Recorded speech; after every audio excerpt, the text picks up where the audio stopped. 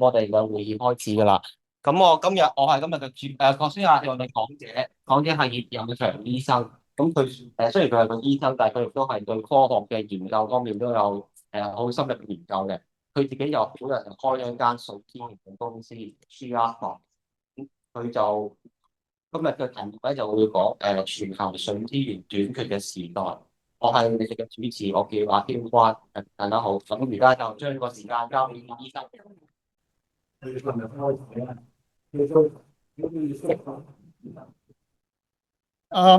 好多謝各位。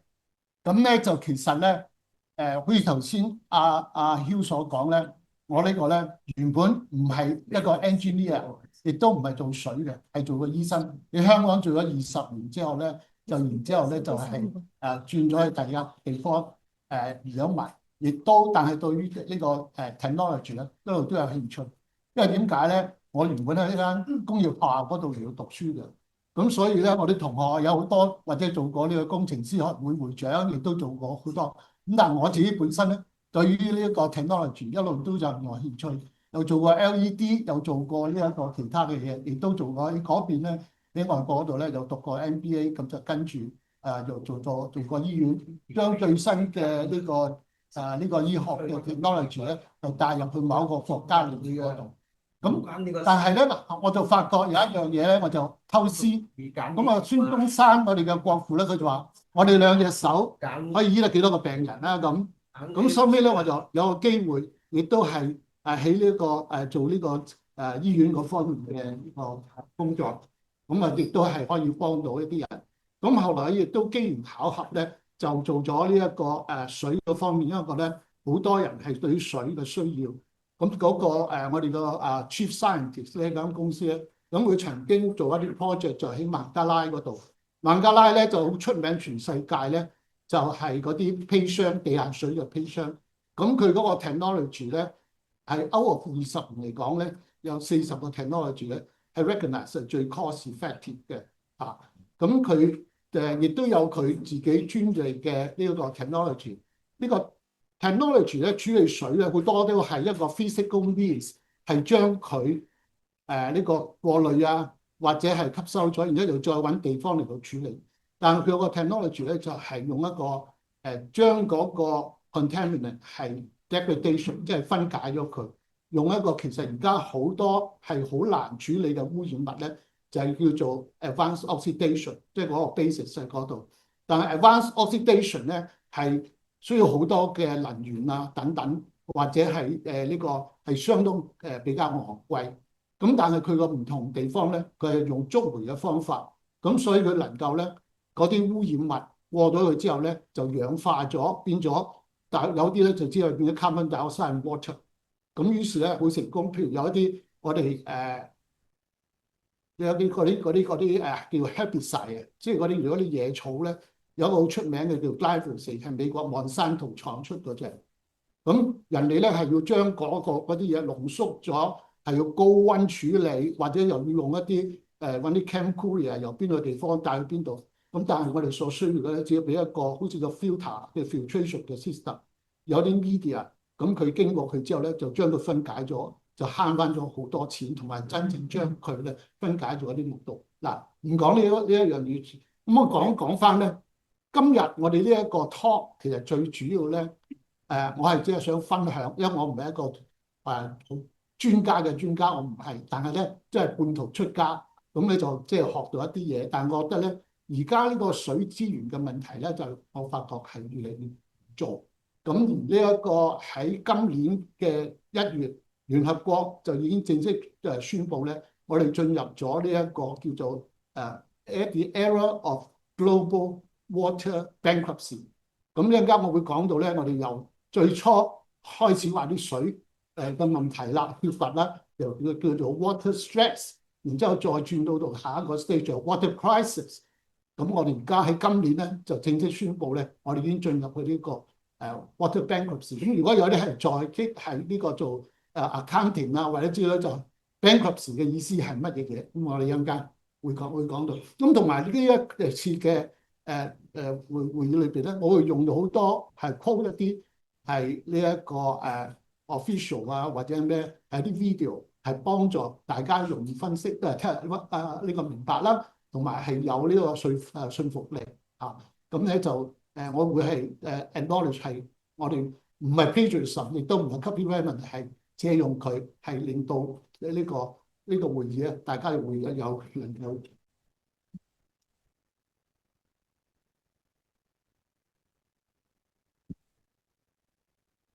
咁我哋而家講到水資源嗰個短缺個問題咧，由佢個壓力最初咧，佢話用壓力嘅意思咧，英文就係 stress 啦。咁呢個第一個階段，咁係由呢個1970年代至到2030年呢一段時間咧，就係話點解會有咁樣講法咧？因為不同嘅國家、不同嘅地域，去進入呢一個所謂嘅水資源短缺咧，大家有所不同。咁所以一陣間我哋會講到，可能某啲國家而家已經係 bankruptcy，但係有啲國家咧都仲係可以呢一個係話叫做 stress 嘅啫。我哋香港好好彩，咁咧就係叫做曾經有 stress 或者甚至乎都 crisis 啦。咁我哋有個東江水之父咧，幫我哋61年前咧就令到呢個就係高贊國教授咁咧就。同周總理講好咗，咁我哋就而家可以有東江水。咁我而家最近知道咧，原來我哋東江水可能都唔夠啦，就要講可能要西江都要帶啲水過嚟。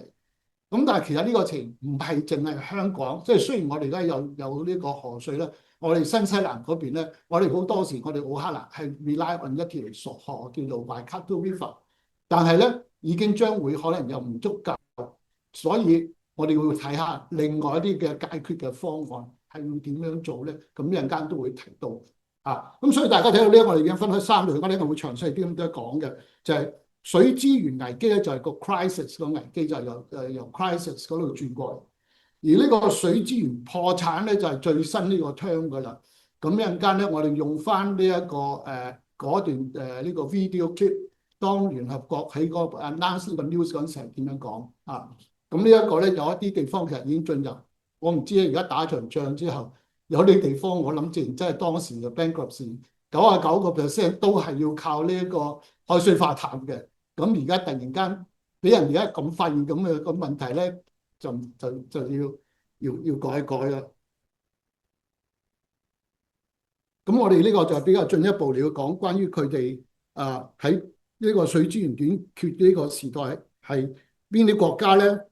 同埋咧就佢嗰個策略上個 strategy 係應該要點處理？譬如水資源嘅壓力係比較咧，即係嗰個所謂叫 stress 嘅時候咧，咁好多嘢可能係預防嘅。有一啲國家佢根本已經有好多河流或者有好多雨水，佢根本上冇呢個問題。但係其實因為有好多外來嘅因素，令到嗰個水資源咧係將會有一個 imbalance。因為可能咧有好多人咧係估唔到，第一嗱，我哋其實因為偷一偷步啦，有啲係因為污染咧，我哋可以飲用嘅水少咗，又或者因為個工業嘅因素係我哋用水多咗，譬如你某啲工業好似 semiconductor 咁樣喺台南嗰度有某間呢一個 semiconductor 所每日所用嘅水咧，等於成個台南人嘅要用嘅水。咁所以有啲如果要新嘅呢個semiconductor 嘅廠要設立咧，嗰個 resources concern 好大。而中國有一啲工業咧，佢哋今日自己咧都係好似係東邊沿海嘅地方，係用海水化淡嘅水嚟到用其實一陣間我哋亦都會再有啲進一步講到嘅咁如果係嗰個所謂叫做危機 crisis 嗰啲咧。咁就而家一定要想辦法點樣穩定佢啦唔好俾佢再 get worse， 或者甚至乎咧，同時亦都要睇下有啲乜嘢嘅方法開源節流咁其實係有好多可以，如果係有政府嘅政策或者等咧，好多嘢係可以將呢一個穩定嘅情況係提高，而將嗰個變壞嘅情況咧一路係要減低，甚至乎可以係所謂去翻一個。退翻後一步，即係話係只係壓力啫咁。咁至於破產嗰度咧，咁即係話入不敷支，會到原來嗰個 bank account 嗰度咧，除咗冇錢咧，仲係債台高築嘅，係 negative 嘅。咁呢個時咧，我哋就要睇下真係要重建。咁呢一個咧就係聯合國佢希望提醒啲政府或者係普羅大眾，因為唔係淨係政府，政府係喺 regulation 嗰度去做，但係普羅大眾你點樣真係慳水咧？咁我啱頭先咧就有一個有一個老前輩啦，唔好老一個前輩。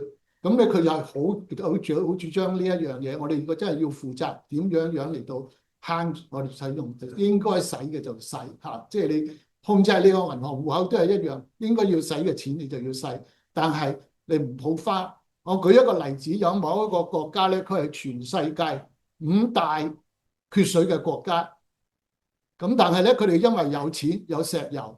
咁佢哋亦都係全世界5大咧用水最多嘅國家，即係我哋呢個用水就係 per capita per head，即係每一個人每日用水，人哋普遍咧可能每日咧只係大概係平均一當係200公升度嘅啫，因為你又包括你洗啊等等所有，佢哋可能有400至500嘅呢個，即係嗰啲即係我唔想話即係話邊因為有啲咩 comment 咧，而係話如果我哋中國人，我哋真係有少少折墮咁啊！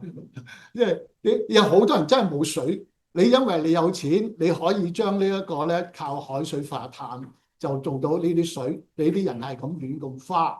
咁另外一方面咧，亦都一陣間會講到海水化淡有啲咩嘅問題存在，而令到好多環保嘅人士咧一聽見海水化淡咧，就即係要擰下個頭。我記得咧。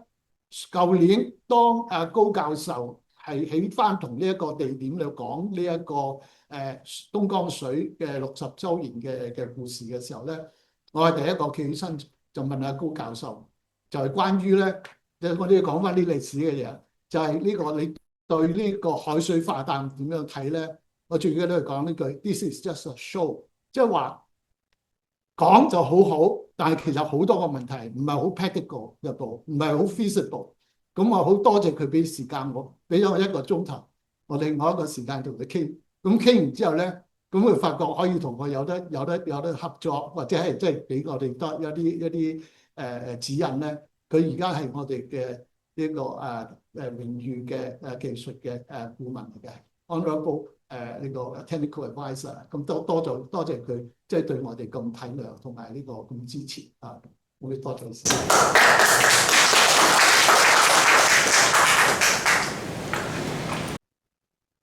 咁即係第一個嗰個水資源壓力嗰度咧嚇，咁我哋頭先嗰啲好啲字太細啦，咁我咧俾個大家睇，我亦都唔會逐隻字嚟讀嘅。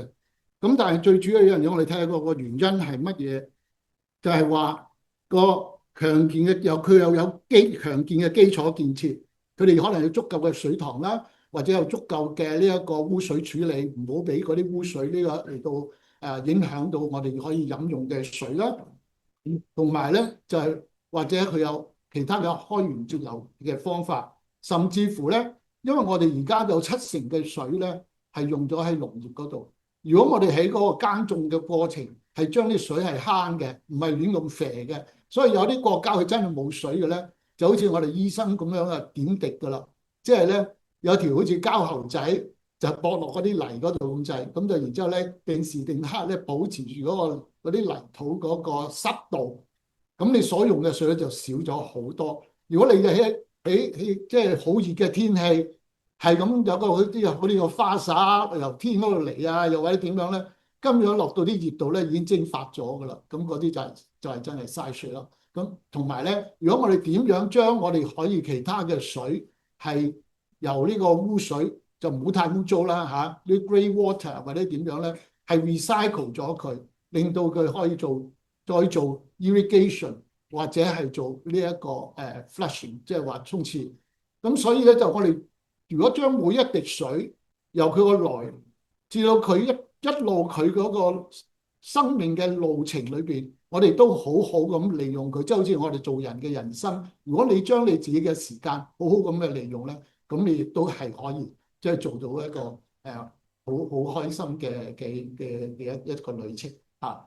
咁呢一樣嘢咧就做到最後，佢完成個工作之後啦，我哋點樣令到佢亦都唔會話再污染第二度地方咧？咁咁呢啲係咪都係其實，如果我哋大家同心協力嘅話咧，咁呢個水資源嘅缺乏咧係可以減慢，或者甚至乎係 reverse 嘅。咁一陣間我哋會睇下有啲咩方法可以 reverse 呢一個情形啦。咁嗱，其中一樣嘢我哋都唔好忘記，就係因為嗰個氣候嘅變化。咁呢個咧，大家已經好多都已經知道啦。除咗阿 Donald Trump 之外，就係話冇呢個回事嘅，或者係點樣樣嘅咁。但係咧，我哋正常嘅即係稍為有啲多啲咁多知識嘅話咧，我哋都知道，我哋而家嘅氣候變遷令到我哋嗰時呢啲雨水分得唔均勻啦，一時咧就過多，一時就過少。咁所以有時係多得嚟嘅時候咧，係天災嚇。咁嗰啲水咧係咁樣嘥咗流咗去，甚至乎咧可能將嗰啲乾旱咗嘅嗰啲泥啊或者面頭啲污染嘅沖咗落啲河度，令到嗰個水處理係產生好多嘅困難嘅嚇。咁到天旱嘅時候咧，咁我哋又點算咧？咁而家好多有心人咧係一路都諗緊用啲咩方法，甚至乎有啲人用空氣嗰度攞水嚇。咁呢一樣嘢咧，其實我初頭一聽嘅時候，已經覺得咦好難㗎喎！你嗰啲空氣嘅 moisture 都得幾多咧？咁後來睇下佢哋，同埋或者佢哋已經係做咗嘅成功，其實都唔錯。所以水處理嘅時候或者點樣揾水咧，可能啲不同嘅地方，譬如你話你喺海邊，你可以考慮呢一個海水化淡。但係你喺個沙漠裏邊，或者係離開個海岸係咁遠嘅，咁你冇可能㗎。咁即係望天打卦啦。咁就係話佢原來咧嗰啲日夜之間嘅溫度唔同，係會可以令到佢真係可以攞到水。咁我知道我哋中國或者仲要美國都一樣有嘅。咁佢就用呢一個方法係真係可以解決，但係好多都仲係唔係好。即係仲有好多嘅改良嘅空間，咁所以科技嚟講咧，如果我哋係用喺有意思嘅地方，rather than去打仗咧，咁就呢個世界就好啦。因為如果唔係咧，我哋打一場仗咧，你諗下佢空氣多咗幾多二氧化碳，或者係 nitric oxide，或者其他嘅嘢，泥土嗰度多咗幾多污染物，嗰啲地方嗰啲水有幾多年係唔用得嘅咧？咁樣咁呢一個即係。嗰啲打仗嗰啲人，佢哋冇諗呢個問題。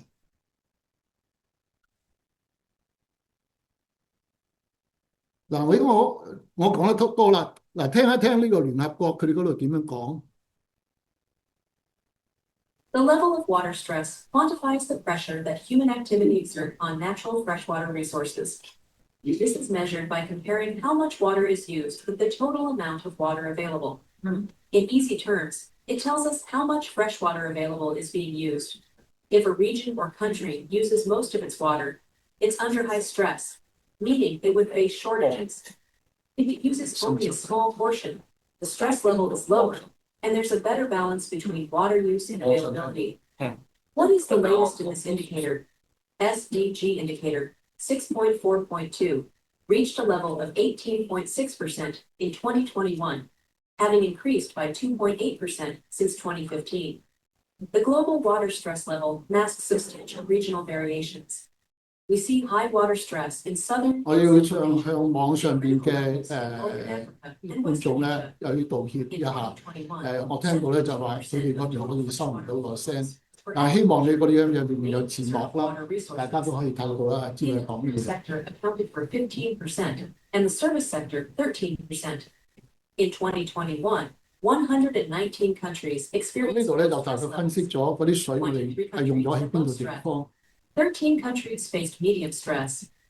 8 countries are confronting high levels of water stress.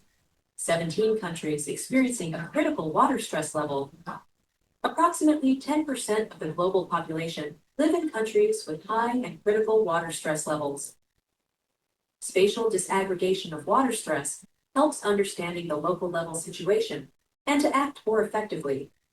Water stress remains one of the greatest challenges to sustainable development. As the world's population grows, cities expand, and climate change exacerbates. The demand for water is increasing. 所以咧，佢一路係嗰個情況會跟與時嚟到 get worse，而且可能係一路加速。如果我哋唔做 lives 嘢 and 嘅話， livelihoods of millions of people. But there are actions that can be taken. A range of policy and management solutions will help tackle this challenge. OK， Countries can adopt integrated water management policies to conserve, manage, and distribute water resources equitably. OK， 咁呢啲係聯合國嗰度講噶，唔係我講噶。咁呢個就而家講係呢個 stress 嗰個問題啦。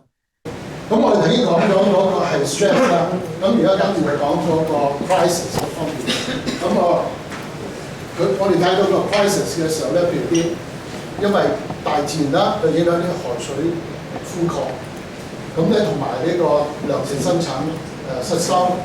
咁咧就同埋啲人咧係人口嘅遷移，大家離開晒要耕種嘅地方，去晒呢個所謂叫做 urban area， 由呢個 rural area 去到 urban area， 冇乜咩。咁咧就係呢一個大家睇到嗰啲國家住喺邊啲地方啊？咁呢個好大嘅百分比咧，係同政府嗰個就係國策係有啲關乎嘅嚇，咁佢或者淨係 focus industrialize， 或者係將啲人口點樣，即係同埋或者係一個經濟原則，個個都想話，喂，我淨係做呢個 finance 嘅，我淨係做乜嘅，嗰啲錢就唔揾啊嘛，做邊個都係耕田啫咁樣，咁你就變咗咧，一路就會有改變咗嚇，咁就我哋發覺咧。唔係一定淨係喺非洲啊，或者係咩？其實喺美國有啲地方咧，一樣嘢有呢個水嘅資源嘅問題。同埋咧，我所知咧，有某啲地方佢哋啲地下水咧係都用得好緊要嘅，包括咧有砒霜啦，有呢一個鉛啦，甚至乎 uranium。如果我哋做醫生就知道咧，呢啲物對個身體係好大影響，個慢性嘅影響係好多啊。咁佢咁樣，覺得地下水開採過多，氣候咧就點樣乾燥、快速都市化、容易過度濾水。咁所以如果一陣間我哋講到，我哋能夠大家同心協力咧，即係唔係就係一個國家做嘅，即係好似而家我哋講緊呢個排碳咁樣，有啲國家係都唔做，或者佢根本上我最緊我要做生意啊，或者我要揾錢，咁我係一定係。咁樣咧，咁而家由呢一個所謂crisis 之後咧，下一步咧就會去到呢一個所謂 bankruptcy 嘅。bankruptcy 呢個名詞咧，就係呢一個今年先至講嘅啫。咁好多人都或者仲未人聽到呢一樣嘢，咁就係呢個聯合國嗰邊咧就係講出嚟。咁其實引申佢嗰個定義出嚟咧，係有少少同呢一個啲人讀呢個 accounting 嘅一樣啊，入不敷支，同埋就越嚟越借得多啊，即係好似有啲國家借錢就係借到無厘頭咁多嘅，咁佢如果 bankruptcy 啦，佢 declare bankruptcy 有啲咩其他地方咧？嗱，我仲有嗰個低啲咁樣嚇。咁呢個時代咧，而家喺有啲地區已經入咗去㗎啦，咁咧。印度好多地方巴基斯坦，所以佢哋會因為呢一個咁樣嘅問題咧，大家為咗爭水咧就會咁啊！大家睇到咧，啲頭先我 sorry 啊，都有啲技術上嘅問題。咁而家呢度講咧就係水資源破產咧，係由2020年開始有啲國家已經係有咁樣嘅情況出現，但係咧因為呢個 range 好大啊。但係其實上咧，我哋而家都仲係2026年 ，OK， 即係話我哋如果唔俾你一路 extend 啊，咁根本嘅原因就係話，我哋好多時係連地下水都好多地方嗰個所謂 water table 一路向下跌，唔好講話係有啲非洲啊或者啲咁乾嘅地方，就要我哋新西蘭有好多因為嗰個工業上嘅需要。咁譬如我哋有啲奶粉廠，佢哋都會成日用好多嘅水，地下嘅水，佢哋因為就自己個如果你有個一個份咧，咁好多時都抽地下水嚟到做嘢。咁一段時間之後，我哋發覺嗰個一路要去變。咁所以政府就有個 policy，如果你底下有個水嘅所謂叫做你會有一個 quota，你每年或者每日只可以抽幾多水，唔會俾嗰個 replenish 嘅速度係呢個會低過你嗰個水源嘅水啊。咁呢啲就係策略上咁樣。咁就有一樣嘢咧，就係嗰度講後邊咧，高度依賴海水化淡或者係虛水嘅喉。咁咧其實我都唔使因為有一啲如果就因為聽唔到啊或者係咩嘅話咧，喺嗰個畫面嗰度都可以睇到。其實我哋簡單講句，成個地球一路都因為呢一個某一啲嘅原因嘅變化，只會一路越嚟越多嘅情況，每況愈下。咁但係咧，我哋點樣可以解決佢，或者我哋點樣我哋第一，我哋將呢個意識同多啲人分享啊，咁我令到咧係有人咧係真係自願咧係會真係投入，因為點解咧？譬如好似好多人咧處理垃圾啦，又話將啲垃圾點樣要分啊，或者咩？好多時政府有呢一樣嘢，但係好多人都唔做嘅，好似好麻煩。我哋要將佢分咗啲垃圾，或者係點咧咁。咁大家譬如嗰啲垃圾點解啲塑膠係有問題咧？咁我諗而家多啲人知道咧。如果因為我今日唔係講呢樣嘢啦，就係因為嗰啲塑膠影響到我哋個健康咧，呢度已經可以有另外一個 talk 㗎啦。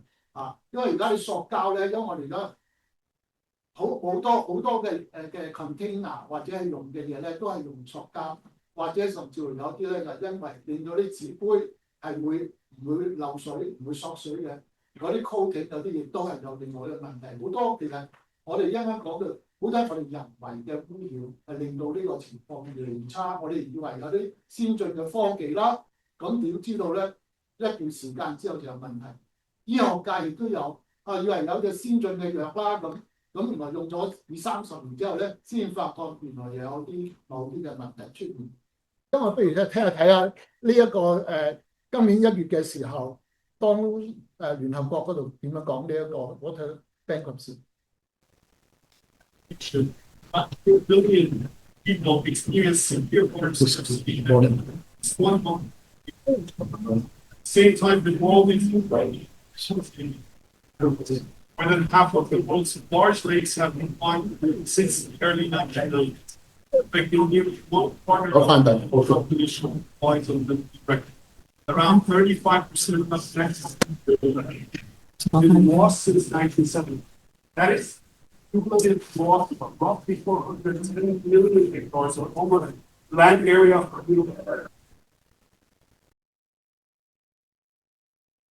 Sorry, $5 trillion around 70% of the world's major while land subsides groundwater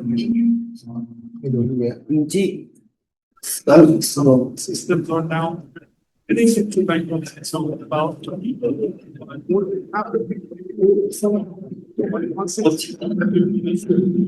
water supply on this ground. So you might ask, is this mainly the problem of Harry? The answer is no. But it's about the mismatch between water budget and water consumption.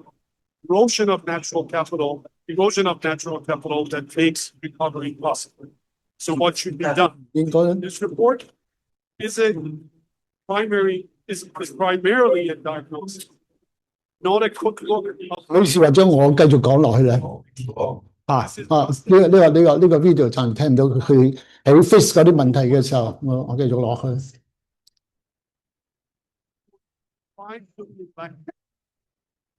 OK， 我哋講翻呢個水資源嘅短缺嘅時候，呢個解決方案係會 based on 呢個問題咧。呢個所謂嘅嗰個不同嘅壓力狀況，或者係危機嘅情況，或者係破產咧，就會有一個策略上嘅呢個所謂嘅 high level 嘅係點樣做。嗱，譬如如果係因為呢個其實有稍後講過嗰啲只係早期啲嘅所謂即係壓力嘅話咧，咁嗰個用嗰個智慧灌溉同埋漏呢個滴即係水我就好似滴水咁樣嚟到控制佢啦，就令到因為我哋發覺農業所用嘅水嘅百分比係佔好高嘅，咁我哋如果能夠喺呢一方面利用我哋每一滴水，我哋慳翻嘅嚟已經夠飲用啊。咁另外一個咧就係嗰啲城市設計啦，咁嘅城市設計或者係同埋嗰個城市佢嗰邊嘅所謂啲所謂叫 regulation 啊，即係有好多嗰啲規條，咁要嗰啲人遵守嚇。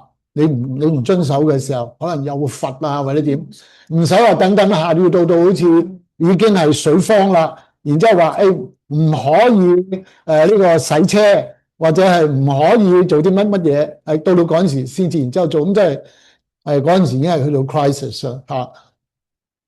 中水回用系統，即係話其實我哋有啲水咧，而家係有啲水咧，我哋係可以回收。用咗嘅，譬如我哋普通我去過時代廣場嗰度，佢哋都想咧就係話將譬如洗手水，你同廁所出嚟嗰啲水咧，我就唔有回收啦。但係咧我啲洗手水，但係佢可以將嗰啲嚟到回收翻，再處理嘅時候咧係好容易嘅啫。咁呢啲水你未必一定我嚟叫做飲啦，你我嚟沖嗰啲洗手間啦，係或者佢因為好多時好多建築物。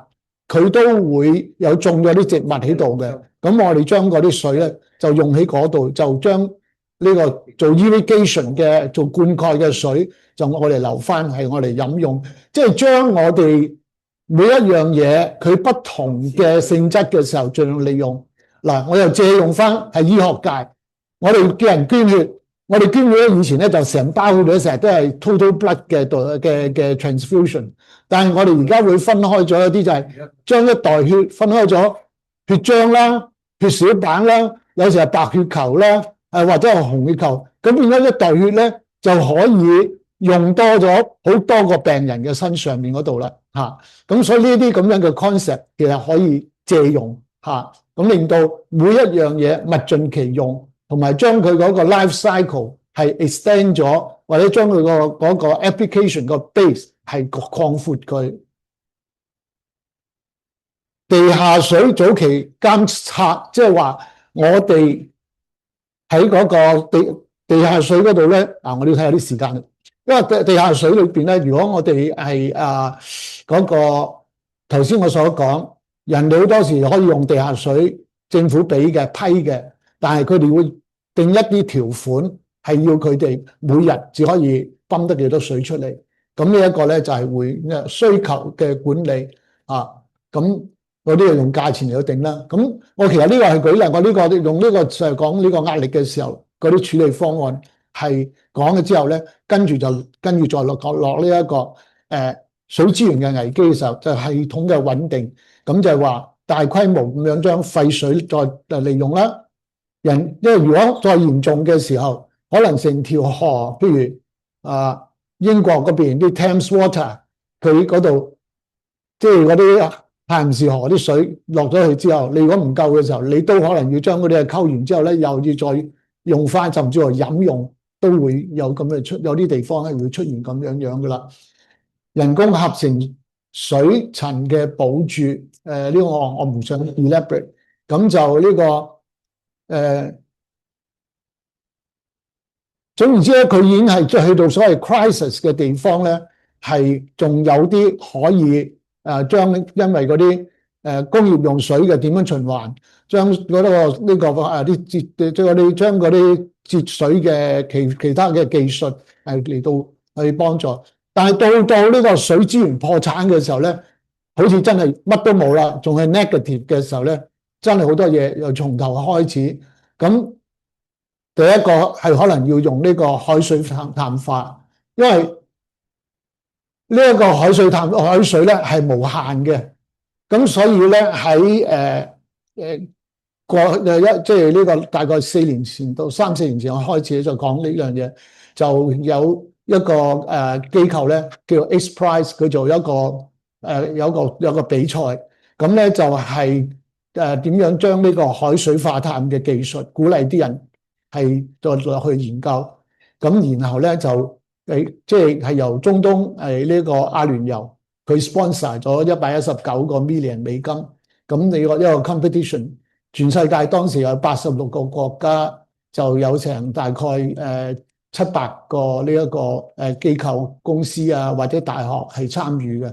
咁我哋都有就去參與呢一件事嚇。咁就我哋都算係入咗係93個嘅嗰度，同埋嗰時第一 round 咧就剩翻26個國家，就同埋咧就係呢個93隊係做呢個 full system 嘅啊。咁但係咧。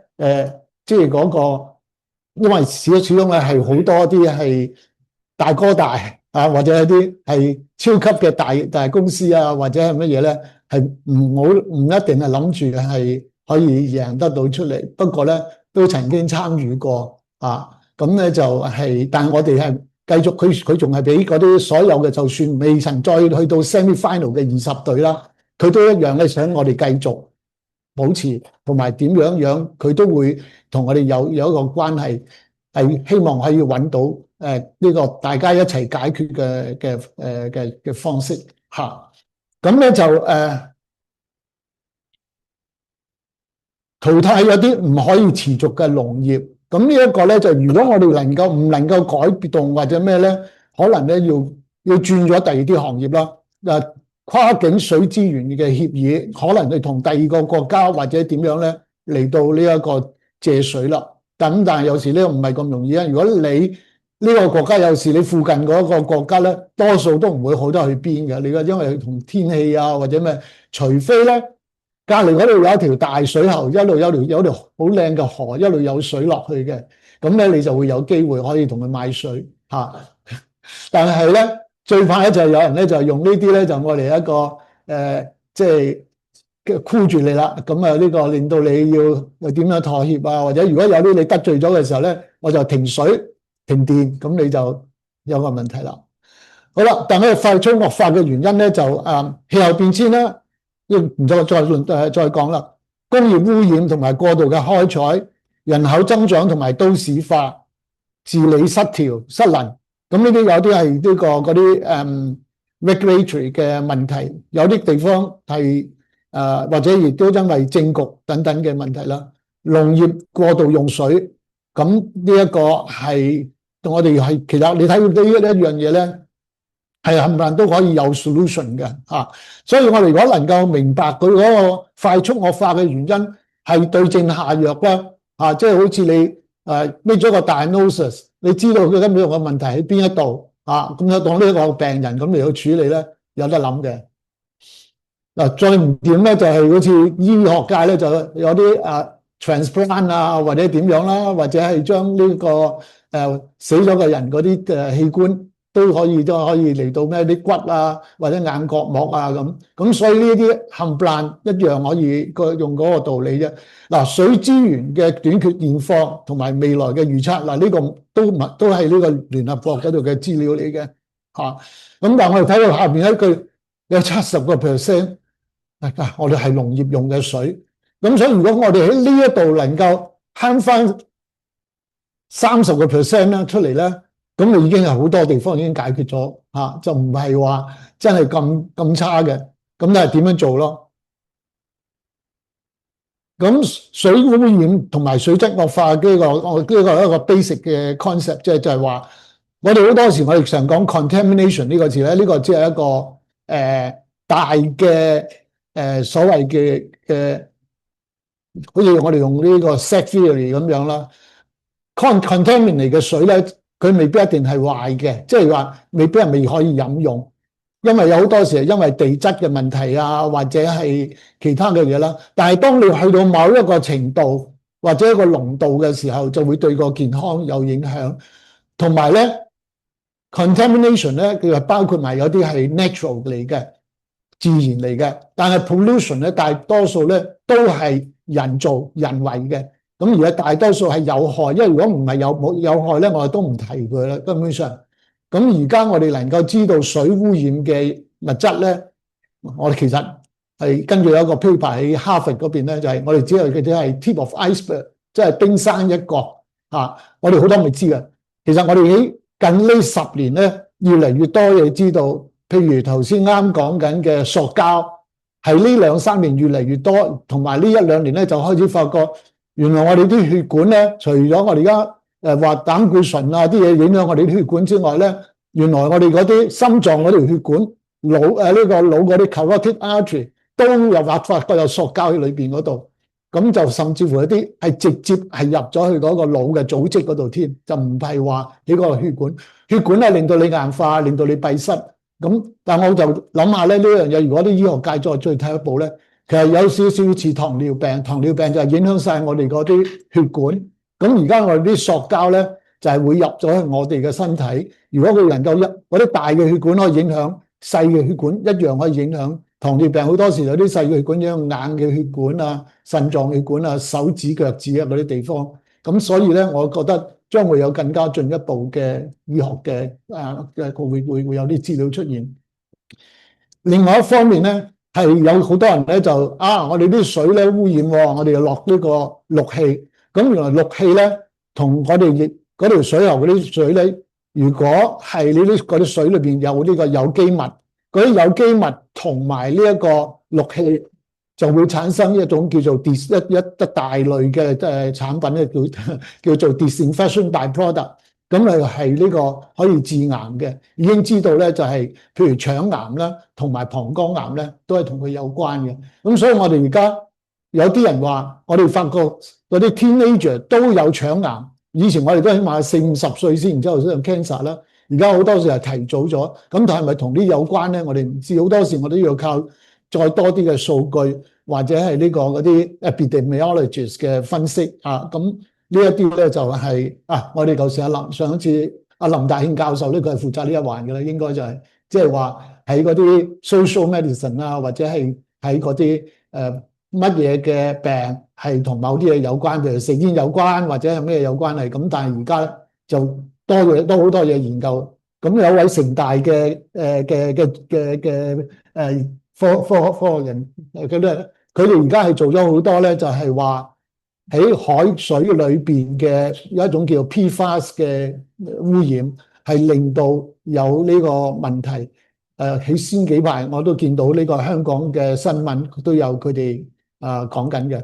咁呢一樣嘢咧會影響我哋呢個啲荷爾蒙啦、內分泌啦，影響我哋，甚至乎有啲懷疑都同呢個癌症好多嘢數嚟數去之後咧，都會諗去癌症嗰度。而喺孟加拉咧嗰個砒霜我哋以為係殺老鼠啦，咁但係如果你個份量少嘅時候咧，以前嚟講我哋看呢個當100個毫克嘅份量嘅時候咧都接受，而家已經降咗去1/10。因為發覺咧好多時咧，除咗啲慢性嘅病之外，最後咧有一種好特別嘅 cancer，就係啲皮膚然之後跟住咧就佢哋隨街都見到呢啲咁樣嘅病，即係好似我哋舊時見到啲麻風或者乜嘢啦，呢啲某啲地方。咁即係如果你真係去嗰度去刻意查下就係咁嘅。咁而家聯合國或者係世界衛生組織嚟嘅嗰個報告咧就係話，大概有220個 million 嘅人係受到呢一個砒霜、地下水砒霜嘅影響，係引致到佢哋有啲慢性嘅疾病。咁但係咧就希望可以點樣解決？咁我哋曾經都向聯合國睇下可唔可以 apply 一啲 humanitarian funding 嚟到做，但係暫時嚟講佢冇錢嚇。咁就同埋咧處理啲污水嘅時候咧，就係呢一個point source， 有啲咧我哋可以好清楚、好清晰喺邊一笪地方，譬如某間呢個工業嘅設施，佢所走出嚟嘅污染嘅係乜嘢嘢，我哋可以喺嗰度就截咗佢嗰個源流。但係有啲地方係好難嘅，非點嘅污染咧，譬如呢啲農業嗰度，你種嘢，你好多用一啲叫做殺蟲藥啊，或者係一啲其他嘅嘢，咁就令到嗰個環境咧。係我哋飲嘅水，而家開始我哋就話有啲叫做 emerging contaminant 啦。我哋而家目前我哋水務局嗱，我唔係踩鬆個歌，而係世界周圍好多咧，我哋嗰啲水嘅regulation 嘅 requirement 咧，我哋叫 safety-based target。而世界衞生組織咧有兩個 target，一個叫做 safety-based target，呢個就通常咧係政府用嘅，即係話你啲水唔可以有啲微生物，你一飲咗落去即係肚屙啊，或者係痢疾啊，或者係cholera 啊，或者等等，或者係有啲E. coli 大腸桿菌，但係咧喺呢一個之外咧，佢就會引致到咧就係仲有啲就係重金屬啊嗰啲。咁但係另外有一個叫做 health-based targets 嘅，又亦都係世界衞生組織。如果你上網可以揾到噶啦，咁我哋就要求好多嘢噶啦。佢會 cover 有一紮我哋叫做 contaminant of emerging concerns。我諗呢個亦都係城大做咗好多嘢嘅呢個嚇。咁咧就係呢一個 contaminant of emerging concern 咧，係如果你揾個 definition 就係話，我哋已經知道有呢一樣嘢。會對呢個健康有影響，係好懷疑噶啦。就按一個好多都係按一個叫 watching list。有咩原因咧？因為第一未必有 technology 可以處理佢。第二咧就係話冇咁多資源，冇咁多錢政府。因為而家你如果你嗰個政府嗰度係已經定咗個 regulation 嗰啲個 requirement 你要點樣咧？如果你唔能夠達標嘅時候咧，市民可以告政府嘅啊。你北歐有個噶啦，已經嚇咁，但係告唔入嚇。我唔講個 case 咧，最主要都係話我哋國家嘅資源係咁樣噶啦。咁有啲國家咧，佢將呢個甚至乎呢一個 safety-based 嘅 target 咧，你係可以 modify 嘅。譬如你喺非洲某啲地方，你根本做唔到嘅，你就將嗰個呢個 regulatory requirement 咧，係嗰啲 compliance 咧就會降低噶啦嚇。咁但係我哋希望我哋如果做水處理，係希望可以將我哋由呢一個 safety-based target 帶去呢個 health-based 嘅 target，呢個係我哋嘅希望做到嘅事情。咁點樣咧？原來我哋好多呢一啲咁樣嘅 contaminant of emerging concern 咧，係一啲有機物嘅 organic matter。咁如果我哋能夠將呢啲 organic matter 喺去到水務局處理嘅時候，已經將呢啲 organic matter remove 咗嘅話咧，就可以避免咗有好多嘅，譬如我哋而家呢啲 contaminant of emerging concern， 包括荷爾蒙啦，你有啲免費嘅女性荷爾蒙飲緊嘅，你有啲免費嘅 antibiotic 飲緊嘅咁甚至乎咧就係嗱呢啲係有研究嘅。你如果你就去上網揾一揾咧，你係所謂呢一個endocrine disruptor 每年嘅 social economic cost 咧，喺歐盟係幾多個 billion 一年，喺呢一個美國有幾多咧？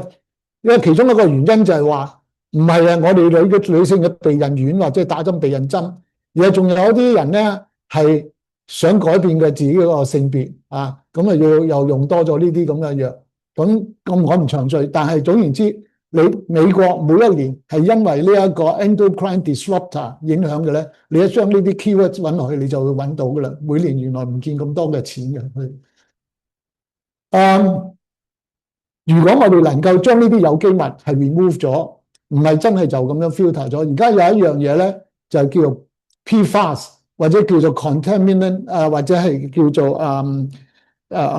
forever chemical， 一個另外個名就話，因為嗰個 chemical bond 係呢個 between 呢個 carbon 同埋呢個 fluorine 咧係好緊嘅，係好多方法都係解決唔到嘅。咁咧就係好多時咧只係用活性炭吸收或者 ion exchange 咧，將佢抽取咗之後，然之後咧再抌去第二個地方嚟到堆填或者係點樣或者有啲要嘗試用高溫，但係都唔係好成功，係有做緊。咁但係所以我哋用用 chemical 嘅方法將佢分解咧，呢個亦都我哋係做咗，亦都已經出咗 patent 噶啦，已經係。咁地下水嘅污染，我哋唔再講呢個，因為我哋睇嘅時間，因為如果嗰個啲video 係有問題咧，我哋又唔播噶啦，我哋唔播，你點樣仲有時間咁咧就我哋就睇有一個咧，就係呢個 slide 呢個 video 最緊就係頭先我其實已經有講過，就點樣將嗰個水嘅 efficiency 盡量提高，將水佢嗰個 life cycle 即係用途可以增廣同埋延長。咁水資源惡化嘅時候帶嚟有好多嘅衝擊啦，又係糧食嘅問題啦，唔足夠嘅糧食嚇，有啲人要飲啲好呢個因為水污染嘅時候，你種出嚟嘅嘢都會有問題嘅嚇。咁咧就公共衞生嘅危機啦。咁好多時啲人污糟水冇得飲嘅時候，尤其是你去加沙嗰度，你有幾多嘅水咧？或者而家打仗之後，佢唔夠水啦，又嗰個海水化淡廠都冧咗，咁有幾多 bottled water 仲有繼續咧？咁如果冇嘅時候，將會係點咧？咁大家可以想象啦。人口強迫遷移，咁呢個係政府嘅 policy 啦。地緣政治衝擊嗱，亦都已經發生緊嚇。又大家因為水嚟爭嘅係印度同埋巴基斯坦啦，或者係呢一個埃及啦咁等等地方。經濟嘅代價有喺農業嘅損失、工業嘅停頓或者係減慢、能源安全嘅威脅、投資風險嘅提高。咁咧，我哋呢個都係一個 map 咧。咁頭先都大概提過，喺邊啲地方係會有極高壓力，有邊啲係低啲嘅壓力。最終嘅目標，呢個係我希望呢度提出嚟嘅咧，就係第一就係強化水污染環境嘅保護嘅法規。咁我哋如果多啲 lobby 去呢個政府，希望佢哋改變推廣呢一樣嘢啊，等政府係呢個我哋香港已經做得唔錯嘅嚇，但係有啲國家係真係冇呢一樣嘢。第二咧就係推動安全飲用水嘅財務同環境可持續解決方案，即係諗一啲方法，因為嗰啲水其實係處理咧會越嚟越貴嘅。如果你真係想要達標到去呢一個仲係要呢個 health base 嘅，即係為健康嘅飲用水咧，係可能仲係呢個咩？所以係好多係要科技嗰方面嘅一路要諗啊。現實水資源公平正義，不論貧富或者地域。即係唔可以，因為有啲地方佢有錢咧，就係可以亂咁嘥水，咁同埋咧，令到呢一啲嗰啲冇錢嘅地方就唔可以呢個有呢個飲用好嘅水嘅權利啊。咁陣間我哋睇下係咪有一啲嘢係可以幫到咧？咁保障工業與社會經濟繁榮所需嘅水資源。咁所以中國佢為咗唔想真係工業用咗好多水，我哋嗰啲飲用水就少咗咧，咁可能係用一啲海水化淡。因為如果你可以因為你個工業上所需嘅不同咧，未必一定要去到飲用嗰個 standard 嘅啊。你只要你係滿足你嗰個生產個所需要，我哋叫 production water。咁希望最終咧就係與水為友，杜絕水戰，消除國際水資源衝突。我諗希望係咁，但係好困難。因為而家嚟講，為咗唔知乜嘢嘅原因，要打仗就打噶啦，咁就呢個，所以你仲要同佢講話要與水為友，你與鄰國為友都，我哋有冇答案咧？咁樣，咁我哋而家有啲其他嘅嗱，譬如我哋呢個有啲又係真唔係淨係一個方法解決，有好多嘅，譬如。再生能源可以幫嗰個碳化技術啦，因為如果我哋有電，咁你嗰個海水化淡嘅時候，個成本可能會低啲，同埋都係Greenpeace 嘅精準灌注呢個灌溉啦，用 AI 嚟到管理啦。呢個含水層我諗應該係真係等於個 aquifer 嘅人工保住方法，因為有啲係用咗啲水之後咧，就將嗰啲水咧係灌翻落去底下嗰度。到用嘅時候再攞翻出嚟，咁同埋你如果你唔將呢個嘅話咧，會令到嗰個水地下水個冇咗之後咧，如果美國佢做嗰啲 shale oil 嘅時候咧，你抽咗嗰個水地下邊真空咧冧落去㗎，或者係咩已經係發生咗㗎啦嚇。咁所以有啲地方咧，我哋新西蘭，我哋用一個叫做 geothermal， 用地下嘅熱水嚟到發電，我哋大概有17%嘅呢個能源係再生能源一種咧，就係地下佢你唔好淨係去盧多盧啊，睇佢就咁噴嗰啲出嚟嗰啲，其實佢底下咧去到成300度攝氏啊，咁咧就用佢嗰啲 steam 嚟到 generate， 所以係用之不盡，同埋咧係冇呢一個碳二氧化碳嚟到產生出嚟，但係佢哋亦都好自覺咁樣。因為佢出嚟嘅時候有某啲氣體係要處理，同埋佢將嗰啲水咧凍咗之後咧係注翻落去，灌翻落去裏邊嗰個地下裏邊嗰度。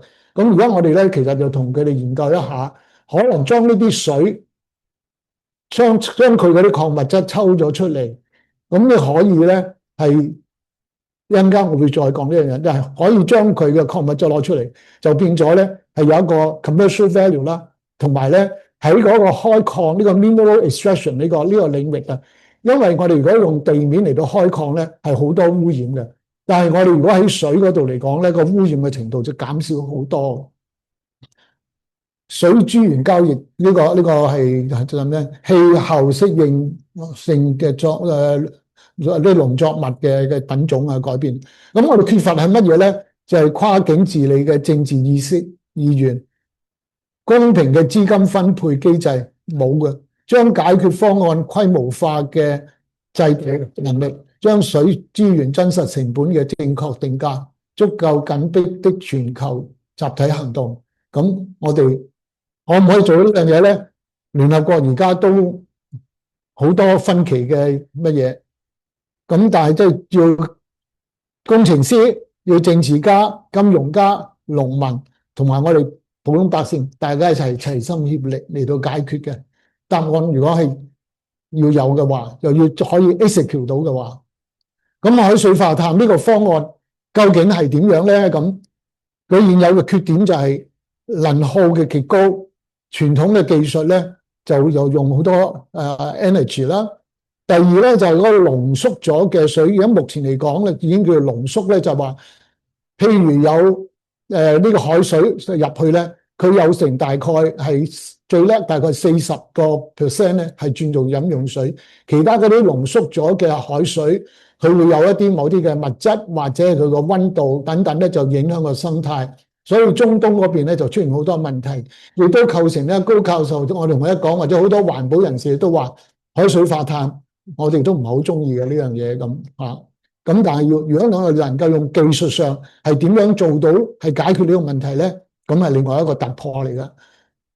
技術高度集中於少數國家以及企業啊，因為你要用好多錢，所以佢哋可以即係冇水啦，咁佢又咪用石油嚟到賣錢，再加埋咧佢哋啲石油唔使錢嘅，咁誒用幾多嚟到都唔緊要啦嚇。咁就未來戰略嘅重要性，沿海水資源破產地區最後嘅防線，中東、北非、澳洲啲地方已經係用呢個海水化淡，隨住再生能源嘅成本下降，競爭力持續提升。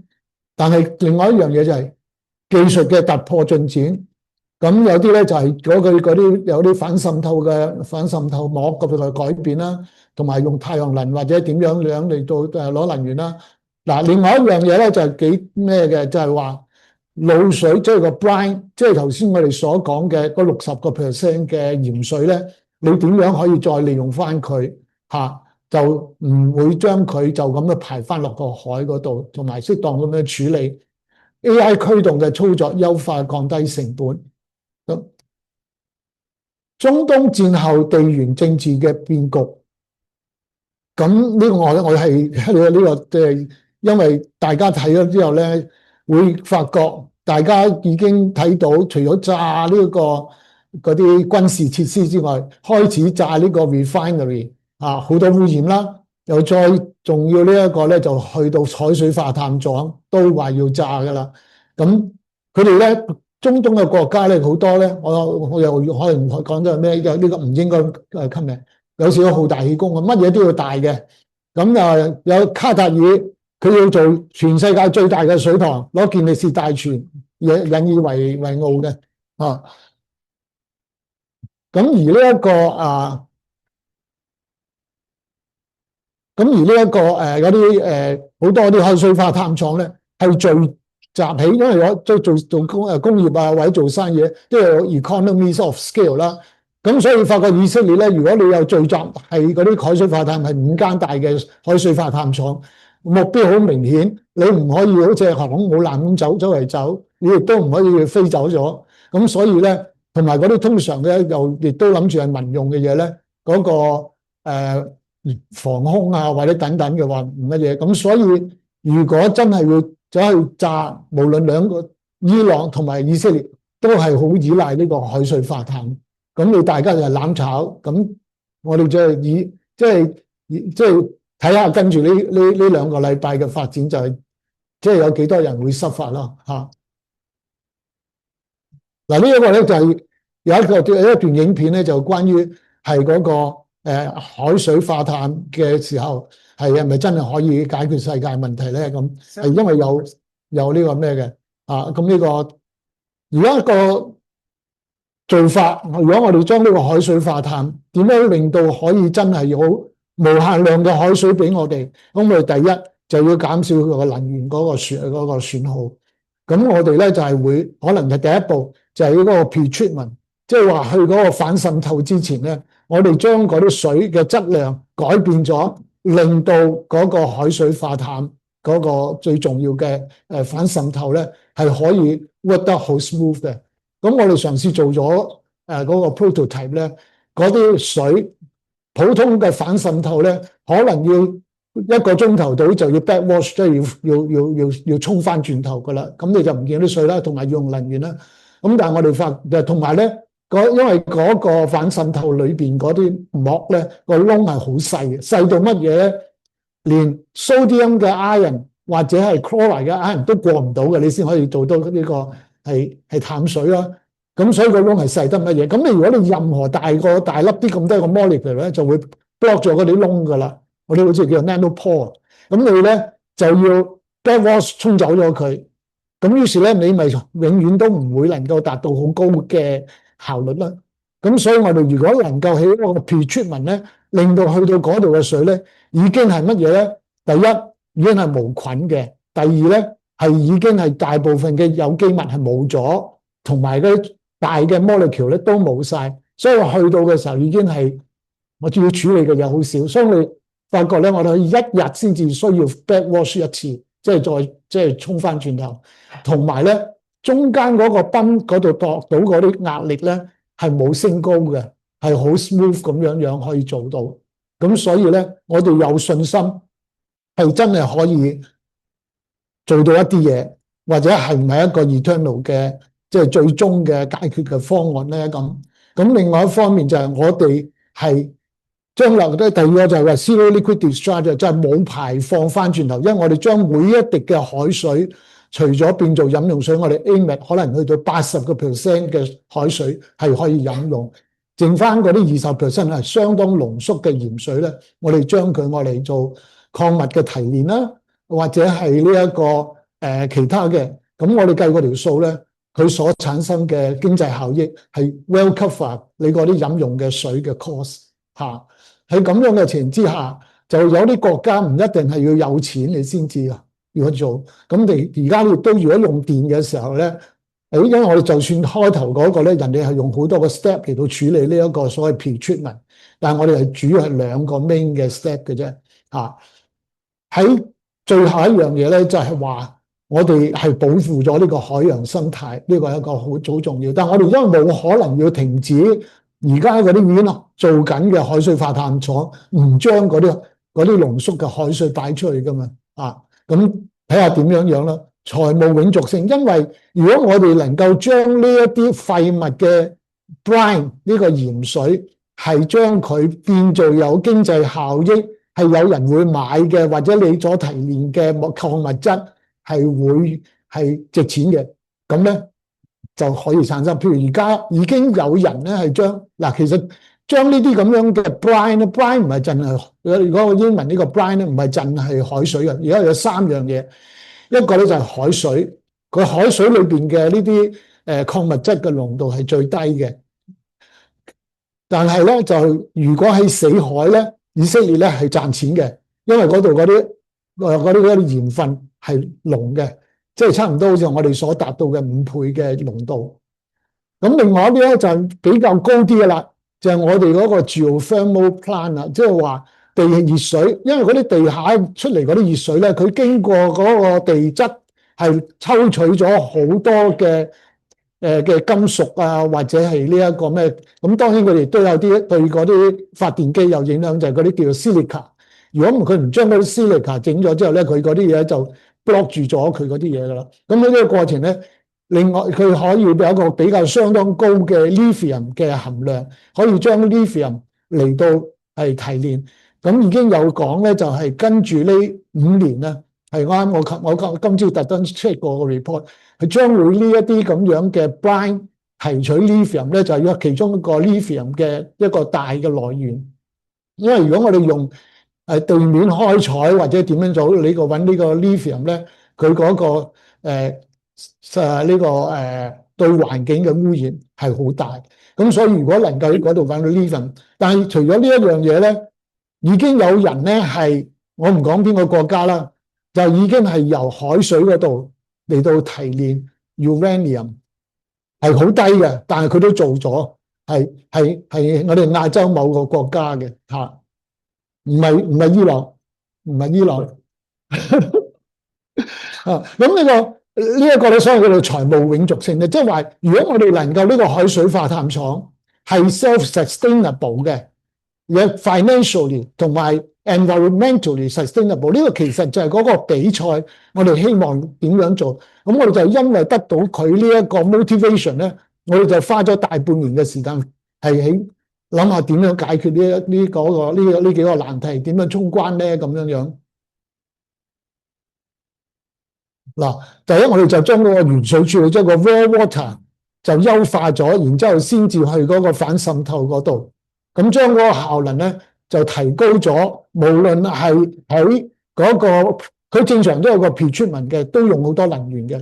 咁第二咧就係反滲透嗰度咧。如果我哋嗰啲水嘅 quality 係已經係優化咗，就令到佢係減少咗嗰個咩，咁就提高嗰個。嗱，我哋如果人哋係做得只係得40% 嘅飲用水，我哋80% 嘅時候，你計一計已經個成本價格減少咗一半噶啦。而家目前嚟講咧，好多地方話用呢一個海水化淡，同呢一個我哋普通我哋嘅處理嘅水嘅成本比較，大概3倍到嘅啫。即係如果做得好嘅話。咁如果你淨係將佢嗰個製成品係 double 咗嘅時候，已經將佢拉近啦。唔好再講話我哋將佢有 mineral extraction 啊，或者仲有一樣嘢就係咧，而家我哋講緊我哋嘅海鹽咧，海水嘅鹽咧，嗱有啲係 rock salt， 有啲係海水嘅鹽。海水嘅鹽咧有好多地方咧係好中意用嘅，就係我哋嗰啲叫做HORECA， 即係話。入餐飲業啊，即係有服務 hotel、restaurant 同埋呢個 cafe， 所以叫 HORECA 嚇。咁呢一啲咧，你揀你嗰啲試仔埋嚟咧，咁就同你轉幾轉。但係呢啲我哋嗰啲係海鹽嚟嘅。但係而家你話啲海鹽咧，開始已經發覺越嚟越多呢個 microplastic， 所以我哋如果要能夠喺處理呢一個 pretreatment， 我哋都 remove 埋呢個 microplastic， 同埋一個做 nasty 啲嘅就係叫做 nanoplastic。因為 nanoplastic 你普通你嗰個 physical filter 都 remove 唔到嘅，佢就好似 dissolve 咗喺裏邊一樣啊。咁所以我哋 aim at 係喺我哋處理呢一個優化嘅過程，將呢啲 contaminant of emerging concerns 啊，因為海水嗰度都一樣有 PFAS 啦，啊，城大對佢哋研究好多嘅咧 ，PFAS 啦，又有呢一個嗰個微量嘅即係嗰啲 herbicide 啦。殺蟲水、殺蟲劑啦，荷爾蒙嗰啲都有，就冇呢一個河流嗰啲咁多，但係有嘅嚇。咁我哋咧就學咗將呢啲咁呢啲叫做 brine 咧，係可以提煉咧，即係直情係已經唔需要再 process。而家目前嚟講咧，嗰啲海鹽咧係先係一個好粗略咁樣太陽曬乾或者等等要用好多能源，變咗叫做 raw salt。呢啲 raw salt 咧，跟住咧。就要再溶翻喺水度再處理，好似用 fractional distillation 或者咁樣嘅比喻啦，將佢分開嗰啲鹽咧，有成10個不同嘅品種，又甚至乎係生理鹽水用嘅鹽，或者係呢一個化驗室用嘅鹽咧，嗰啲係高濃，即係個 purity 高啲嘅。如果你擺落去做嗰個叫做喺嗰啲冰天雪地嘅地方嗰啲地馬路嗰度用嘅鹽啊，或者係呢個游水游泳池鹹水嗰啲咧，嗰啲就要低啲。咁我哋呢啲咧就係如果我哋能夠係幫到嗰個造鹽嗰個工業咧，係大家一齊合作，呢個亦都我哋而家係同緊某一間嘅造鹽嘅公司咧，就喺度傾緊嘅。咁呢一樣嘢咧，佢哋所產生出嚟嘅鹽咧，就係 healthy 嘅 source，可以 certify 佢裏邊冇嗰啲污染物，係同埋咧係呢一個可以咧，亦都冇嗰啲呢個點樣講咧？我哋呢個製作嘅過程亦都係慳咗好多能源啊！即係話，即係 ESG 啊，或者係呢一個嗰個 rating 啊，可以攞到嘅啊！咁所以如果我哋做到呢一件事咧，我哋下一個我哋叫做循環式嘅淡化生態系統，呢個我哋叫 circular 嘅 desalination ecosystem， 就係話我哋每一滴嘅海水嚟到我哋嗰度，我哋會製造飲用水，將嗰啲呢一個濃縮咗嘅鹽水，唔係擺翻落個海度污染，我哋係爭取每一個 value， 等佢呢一個海水嘅每一條海水嘅 life cycle 再 extend 佢，再用佢。咁咧呢個咧就係香港都開始啦，因為話都要擔心，淨係靠呢一個東江之水或者咩西江之水咧，都驚住唔夠。嗱，好多個國家佢都只係呢一個咧，我哋係溝下即係溝落去嘅啫，因為佢始終係貴過呢一個正式嘅而家我哋用緊嘅河水啊或者個處理嘅，但係佢哋為咗掌握呢個技術，佢哋都走去做海水化淡廠，咁你準備將來喺某段日子之後，佢哋都要靠呢一個取之不盡嘅海水嚟到做飲用。呢個都係水務署，一個係水務署，一個係發展局嘅，呢兩個 clip 我哋就擺咗喺有。咁我頭先講就係話，將啲廢棄物轉化為寶貴嘅產品，嗱可以產生高端嘅海鹽啦。就呢個將嗰啲海嗰啲呢個差異化，嗱其實啲鹽咧17% 到係用呢個 table salt 嘅啫。有50% 咧係做呢個工業用嘅呢個 chemical industry。我哋而家用緊嗰啲漂白嗰啲咧，嗰啲 chlorine 咧都喺嗰度嚟嘅好多。同埋而家新一個行業咧，就係嗰啲化妝品，佢都走去用呢個海鹽嚟到用，呢個係一個新嘅application 嘅 demand。呢一個咧就係關於呢個人製喺外國嗰邊人就由海水嗰度提煉呢個 lithium。咁因為如果咁低嘅濃度嘅海鹽嘅 lithium 咧，如果佢喺呢個海水嘅濃度同喺呢一個 geothermal 嗰啲比較咧，geothermal 嗰啲咧係多佢10倍以上。但係如果去到仲有一樣嘢嘅 lithium 嘅 water 咧，我頭先講就話有3個地方嘅 brine， 第3個係乜嘢咧？就係石油工業，佢哋嗰個 oil refining 嘅 brine 係好高呢個 lithium 嘅嚇，咁呢一個咧就但係佢亦都喺佢再做嘅時候咧係好多污染物，咁呢個咧要點樣解決？呢一啲係外國呢個有一笪地方佢做就係呢個咩？我哋一陣間如果有時間我哋繼續播啦嚇。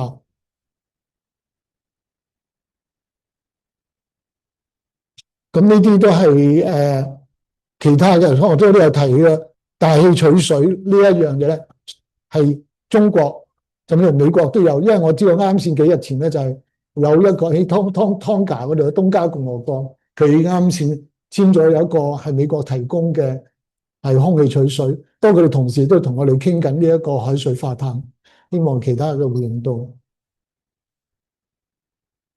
咁啊，跟住呢度呢個水資源咧就係引住嗰啲政治嘅衝突啦，咁呢個就係比較大嘅同埋 typical 嘅幾個地區。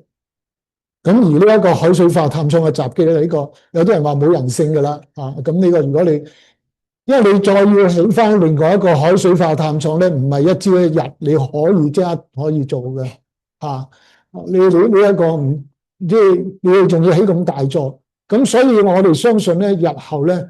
佢哋真係好似啲投資者一樣會分散投資啦，唔會淨係整一個好大龐大嘅咁呢一個好似卡塔爾佢有一個水塘係全世界最大，攞咗健力士大全。咁但係有一個危機，一個飛彈之後就可以唔知點樣樣啦我希望伊朗冇諗到呢一樣嘢。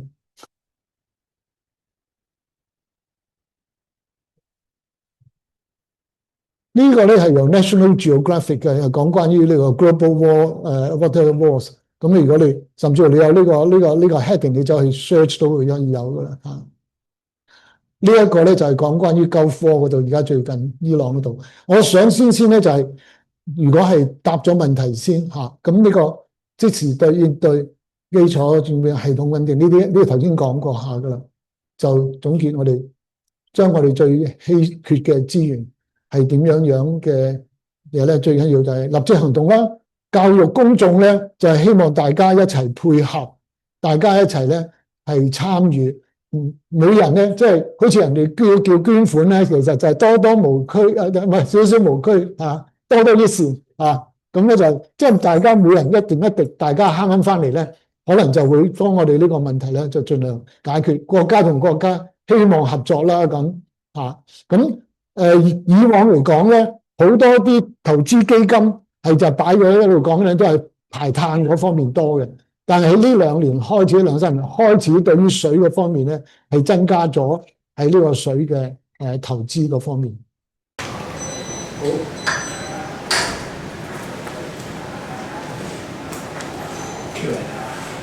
有邊個有下個出嚟？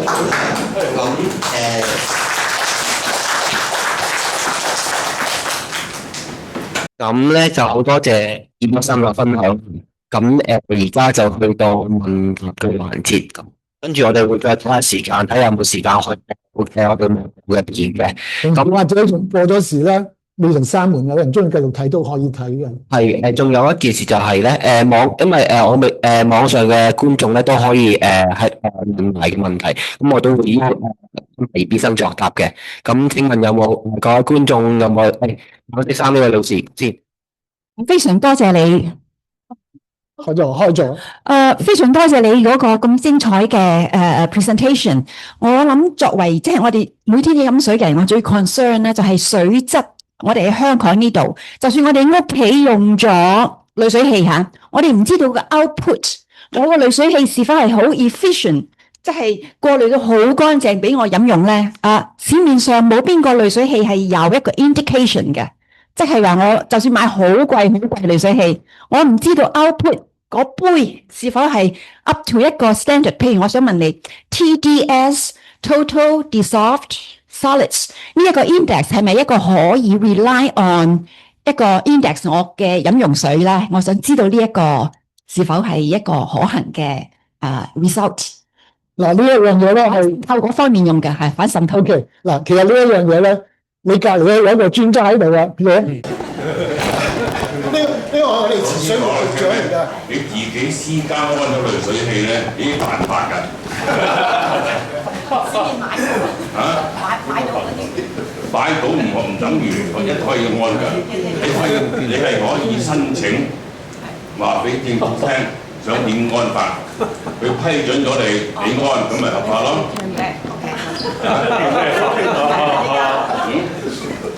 好似條咩法，你可以解釋呢條法律點樣出嚟？係咪你即係你係官啦，你又話俾人啱啦，個法律點樣出嚟？我係而家係市民，唔係你可以解釋啊嘛，你可以解釋。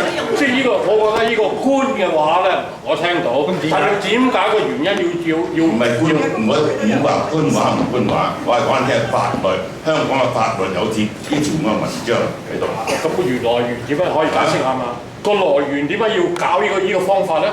因為濾水器咧係一個污染源嚟嘅。咁樣。咁咧，第一就當我以前咧，你要睇翻歷史先。以前嗰啲咧，即係而家剛剛過身嘅連登懷先生啦，即係話公屋之父啊。嗰個年代嗰啲廉租屋咧，我唔知你夠唔夠年紀大見到嗰陣時啲廉屋嗰啲嗱。我而家中嗰啲有 Mark 1至到 Mark 8嘅，即係每一個 Mark 咧 number 越低咧就係越古老嘅。咁嗰陣時咧，最初即咁咧，最初去啲石硤尾大火嗰陣時候咧，出咗呢啲公屋嘅，咁嗰陣時咧，嗰啲水喉咧係喺條冷，即係你見到啲屋咧就係一條好長嘅冷巷，一邊就望到樓下嘅，咁咧就其實嗰度好危險喎，因為行過去跳落去就走得㗎咯喎，咁冇欄杆嘅。咁啲水喉咧就圍住嗰條嗰啲屋，即係話好多間屋嗰啲門口，咁即係話咧，咁水咧有特性咧就係話咧，如果有個 water hammer，即係有個人開水又開得生開得快，因為佢會起咗個 water hammer，呢個叫水錘。明白啊？或者咧有啲爆水喉、爆水管。應該有啊。咁咧就叫 reverse pumping， 即係塞翻轉頭。明白。好啦，你哋一般人咧，我敢包咧100個裏邊99.9個都唔識用水器嘅，唔識用嘅，因為manufacturer話咧就呃你嘅，話俾你聽咧，3個月、半年唔一次心，呃你嘅。水咧有3樣嘢。一個咧就係靚唔靚仔啲水出嚟，第二個係咪安全，第三你嘅口感。咁咧3個月換一次喉，換一次心，6個月換一次心咧，你係可以保持到嗰個靚仔同埋水裏邊嗰啲渣滓，但你保唔到衞生。2日後咧，你個水你個濾水器咧已經係唔衞生。我講俾你聽，我諗好多人都聽我講呢個事實。係你講嘅 microbiological contamination。有個人咧，就我哋香港前一個，即係我哋喺我哋早過我幾年嘅高官裏邊咧，嗱我今年80歲有多。OK 之後，跟住咧咁啊有時有四大高官係好聰明嘅。有位先生咧，陳方曾係其中一個，呢位先生咧，咁講個名啦，又係其中一個男士嚟嘅，就管理香港啲財經嘅，咁佢太太咧，就買咗一個乜能量水，幾萬蚊。咁我哋水務署第一個華人處長咧，姓黃先生咧，同佢一齊住喺碧桂園嘅。咁啊乜太咧就打電話俾阿黃太，佢話有好嘢喎，我買咗個正嘢你問下你老公係咪好嘢咁樣？咁老公就幫佢講，佢話而家咧我退咗休㗎啦，而家揸 fit 嗰個係高先生啊，你打電話佢老婆啦咁樣。咁佢又黃太打電話高太就問高生啦。高生話俾佢聽，可以坐監㗎。哇，咁緊要！因此咧，高太係冇買，黃太係冇買，乜太咧個先生咧過得幾日2個禮拜咧就瓜咗。瓜咗原因係咩咧？就係佢個濾水器唔識運用生菌。嗱呢件事咧，報紙有賣。電視有賣，年紀夠大嗰啲咧，可能會知道邊位，我就唔方便公開咁樣講咩名。明白。咁如果因為咧，如果點解叫例咧？就話咧，如果你突然間有我聽話，突然間有爆水喉，咁咪就將你嘅濾水器裏邊啲污糟嘢咧，就傳咗去第2度。我哋有。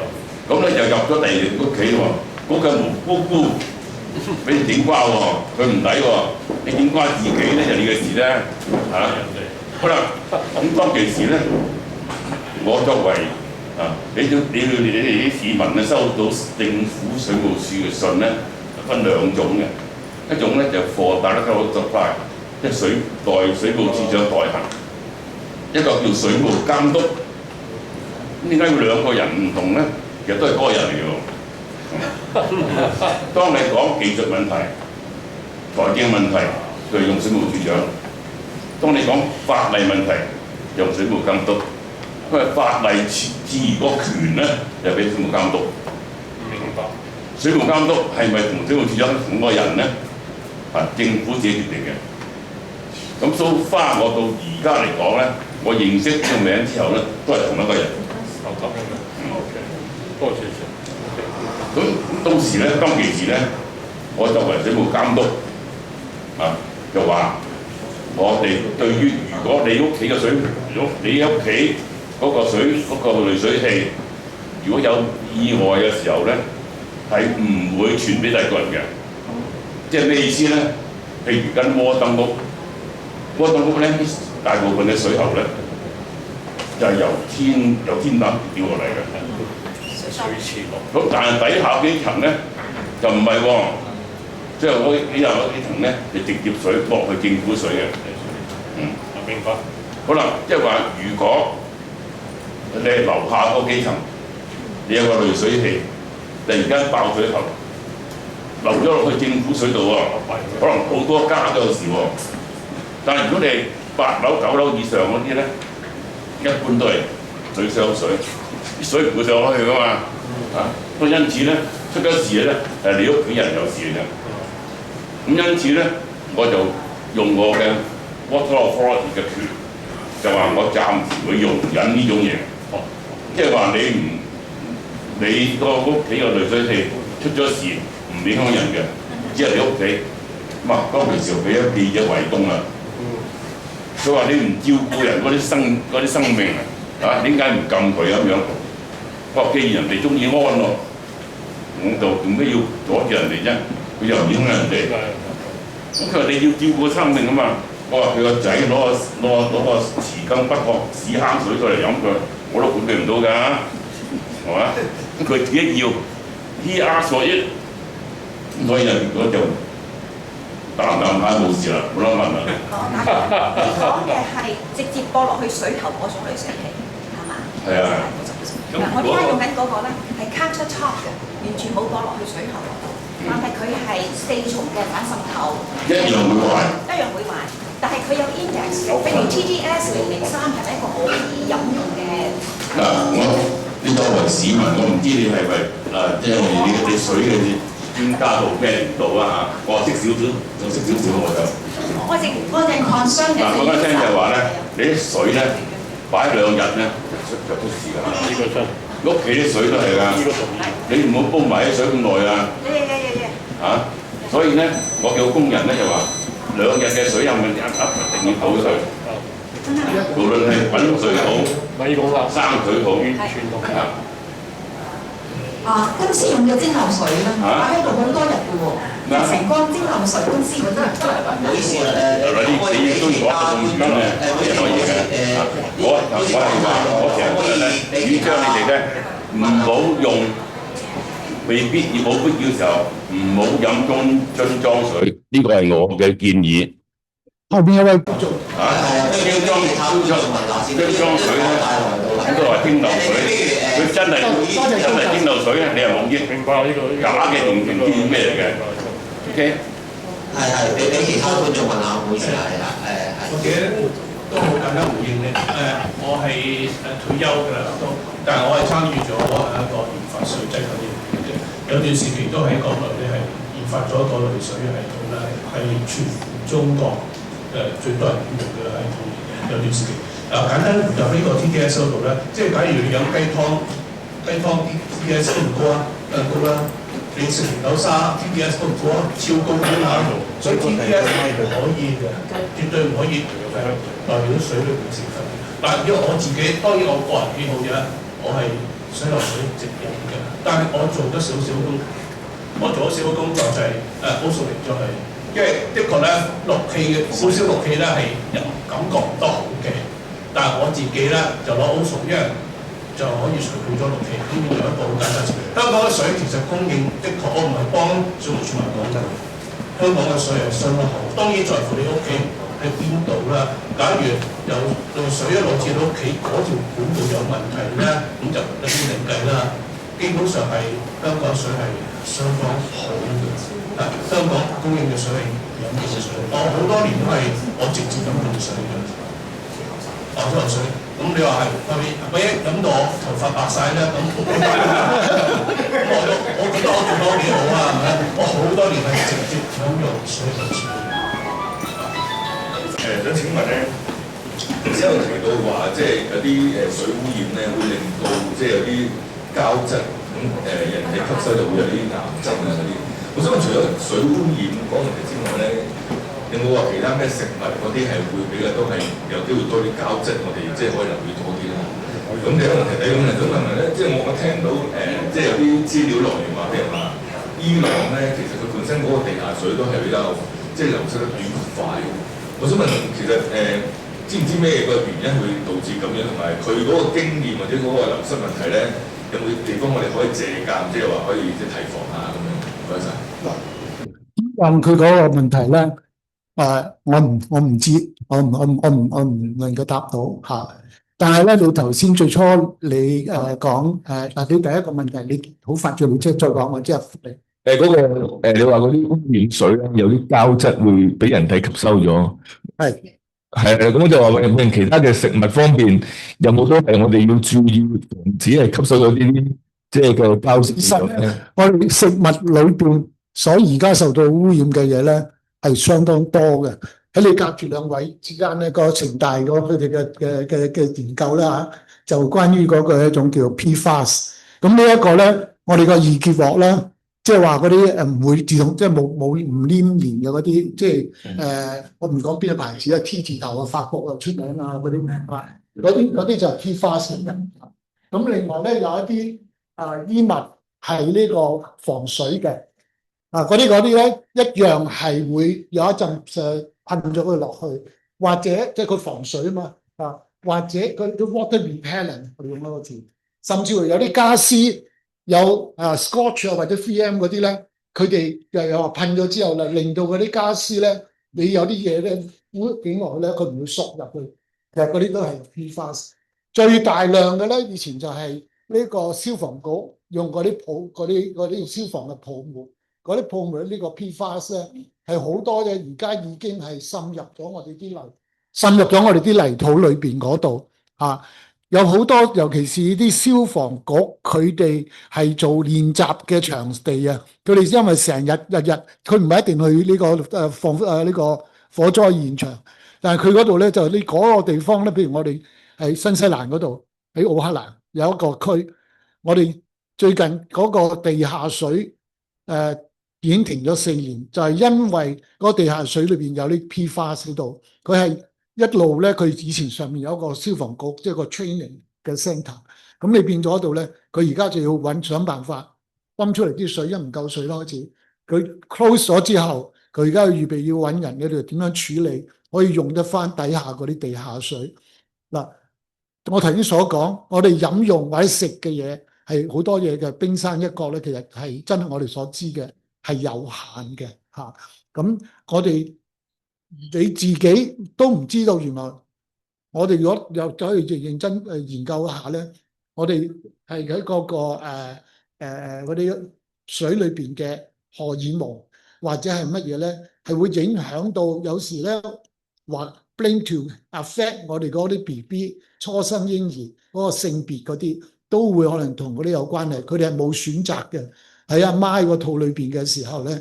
就已經係即係有呢一個影響到佢個，因為我哋嗰啲嗰個 embryo 咧，佢受到外來嘅荷爾蒙嘅影響咧，係對佢個性別嗰個發育咧，嗰個 development 呢個 differentiation 嗰度咧係有關係。咁所以我如果你睇過呢個關於嗰個 endocrine disruptor 嘅 social economic cost 咧。咁高咧，其實佢好多人你 take into consideration 㗎啦，即係如果你 search 一下啦嚇，咁但係仲有冇再進一步嘅影響咧？我哋吸咗呢啲荷爾蒙嘅時候，會唔會有啲話其他嘅病變咧？好多嘢其實未知嘅，但係我哋只有自求多福。但係如果我哋能夠喺水處理嘅時候，我哋能夠喺嗰個 technology 係冇增加到要用多咗幾多資源或者即係呢個金錢咧，而可以能夠將嗰個水嘅目標係提高咧，咁你係一個可以 set 一個咁樣嘅 target 去再諗下嚟到做嚇。因為咧頭先所講嗰個氯氣嗰方面啦，好多人都唔中意有水裏邊有氯氣，但係其實如果係少量嘅氯氣咧，而家目前我係需要嘅，我哋叫做residual chlorine 嗰個 concentration， 因為如果唔係咧，好似頭先阿高教授所講，你啲水你唔喐嘅話呢，一段時間咧就有細菌出現噶啦，咁所以咧喺我哋無論我哋飲用嗰啲水嘅水口度，或者我哋嗰個空調裏邊嗰度用嗰啲水咧，一陣間又話有啲叫做退伍軍人症啊等等，咁所以目前嚟講又要落啲殺消毒嘅嘢啦，又要落一啲藥物咧，係令到裏邊唔會有所我哋叫做咧嗰啲就沉積咗喺嗰啲裏邊散熱嗰啲喉管嗰度。咁所以呢一樣嘢咧，其實都係我哋做嘅一個水處理嘅過程。咁我哋都 develop 點樣可以處理咗嗰啲水咧，令到唔使用嗰啲咁多有毒嘅即係 toxic 嘅 chemical 落去嚟到嗰啲喉管嘅處理亦都可以將會嗰個月。因為而家目前嚟講咧，譬如我對做 refer 翻，因為睇個 case 係時代廣場咁，佢每個月喺嗰個散熱嗰度都用咗好多水。裏邊有一個問題。好多謝你嗰個，我哋都係喺澳洲嘅鄉里嚟嘅，我喺澳洲翻嚟。嗱，我有兩個comment 啊。第一個 comment 咧就係呢個能源喺水嘅資源嘅喺世界上有危機咧。我講你哋嘅推動咧，一啲都唔成功，實在好失敗。點解我咁講法咧？我喺嗰邊搞咗成20-30年咧，係搞 climate change， 即係天氣變化。嗱，個問題就係，如果講 climate change， 全世界西方國家咧都會企起上話贊成呢個一定要做，但係個問題就係。我唔明白啊！你哋搞水資源嘅，點解唔同呢個 climate change 人合作？話明呢個 climate change 同埋呢個水嘅資源方面咧，係好有聯繫嘅。所以你而家話所謂 stand alone 啊，一個，所以冇人知，亦都冇人聽，亦都冇人睬你。你自己搞得好好，呢個因。但係如果你冇一個伙伴咧，嗱，而家最強嘅喺外邊。唔係嗰啲所謂企業家，或者唔係嗰啲軍事家，就係 climate change。所以我好一個提議咧，你哋呢個運動啊，一定要揾一個好嘅 partner 咧，就 climate change。嗱，所以唔係話你唔失敗，但係你嘥晒嗰啲資源咧，講埋晒嗰啲人咧，冇人聽你，亦都冇人喺社會年青人。對呢個水嘅資源嘅知識咧，貧乏到不得了。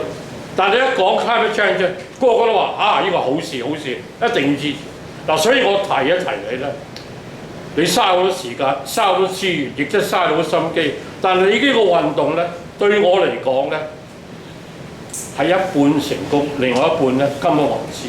嗱，呢個你可以考慮。嗱，另外一個方面，頭先你提關於呢個水嘅 contamination 啲嘢咧，你提過藥啦、荷爾蒙啦，但係而家影響嗰個喺西方國家，唔喺香港或者咩，有個另外一個問題咧，就係 drug of addiction， 啲人打海洛因啊，嗰啲amphetamine 嗰啲咯。嗱，而家我哋喺澳洲咧，幾個大城市咧，係靠驗呢個所謂呢啲咁嘅毒物嘅藥物咧，係睇呢個藥喺呢個水嘅資源嘅質量咧，係好還是唔好？嗱，所以呢個你講出嚟話冇人信啦嚇，依家好少人食打針啊、打海洛因嗰啲嘢啦。但係如果喺一個自然環境同埋仲有一樣嘢，個危害性我可以同你講啊，比荷爾蒙更危害，尤其嗰啲年青人。所以有兩嘢，如果你第日提出嚟咧，關於水嘅 contamination 咧，呢個 drug of addiction 咧，我希望你搞落去。仲有一樣嘢，我哋澳洲一個最大嘅問題，你頭先講你啲 style， 除咗澳洲雖然有2000幾萬人啫，但係佢水嘅資源咧壞到不得了。嗱，仲有一樣嘢講出嚟笑死人，西澳嗰個雨水缺乏啦，有幾個嘅州長啊，想喺我哋西北我哋 Kimberley 個地方咧，個大嘅自然區咧，想開條好似中國嘅運河啊，由 Kimberley 去到柏斯嗰條水，但係一講出嚟咧，呢個州長即刻輸晒。嗱，所以咧呢個一個好笑話嚟嘅，同埋仲有最後喺澳洲關於呢個用呢個淡化水咧，好多人反對。所以呢個唔係成日你講話呢個淡水嘅資源咧，用呢個或者用核電咧，其實好多人對呢個環保方面係好唔正。多謝各位。多謝阿 Sam 嘅 comment 係嘅意見。嗱，我哋知第一樣我哋 disclose 咧，我係做參與呢個水呢一方面咧係好短嘅年資嘅啫。咁所以我咧而家咧係向大家咧，我只係分享我哋所知道或者係希望做嘅嘢。咁同埋咧 identify 到嗱，我自己嚟講咧，我覺得我自己咧已經賺咗㗎啦，因為我自己除咗對於水啊，或者我哋都曾經有做過呢一個嗰啲節能嘅燈啊，但係另外一樣嘢咧，我對於嗰個癌症嗰方面咧，我亦都有做咗一啲嘢嘅嚇。咁因為我自己本身都係癌症嘅病人啊，20年前㗎啦，嗰陣時都係幾晚期嘅啊，咁所以我覺得咧啲。可以好似一滴水，或者同我所講嘅話，你將佢嗰個生命，你將佢嗰個咩咧就延長，能夠佢再點樣做咯。嗱，我同意你講嗰個 climate 啊，或者甚至乎啲 energy， 因為點解咧？我哋如果係用嗰個水嘅時候，令啲人夠吸引人哋咧，就第一，我哋就要將個耗能嗰度點樣減少啊。第一就係嗰個 processing 啦，第二咧就係嗰個。